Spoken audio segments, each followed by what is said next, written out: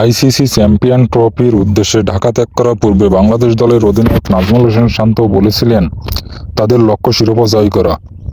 যদি বাংলাদেশ সত্যি শিরোপা জিততে পারে এবং সেই সাথে গ্রুপ পর্বের দুটি ম্যাচ জিততে পারে, তাহলে তারা এই ইভেন্ট থেকে প্রায় 30 কোটি টাকা পাবে।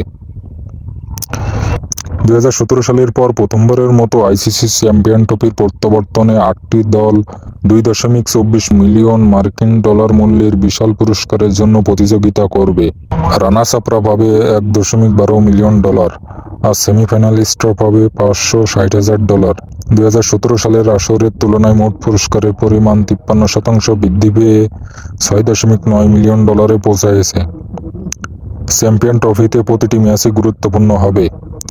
পঞ্চম বা ষষ্ঠ স্থানে থাকা দলগুলি প্রত্যেকে $350,000 পাবে, যেখানে সপ্তম এবং অষ্টম স্থানে থাকা দলগুলি $140,000 পাবে।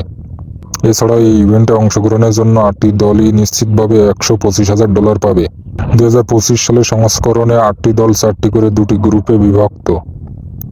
প্রতিটি গ্রুপ থেকে শীর্ষ দুটি দল সেমিফাইনালে উঠবে। বাংলাদেশ গ্রুপ এতে ভারত, নিউজিল্যান্ড এবং পাকিস্তানের সাথে রয়েছে। গ্রুপ বিতে রয়েছে অস্ট্রেলিয়া, আফগানিস্তান, ইংল্যান্ড ও আফ্রিকা।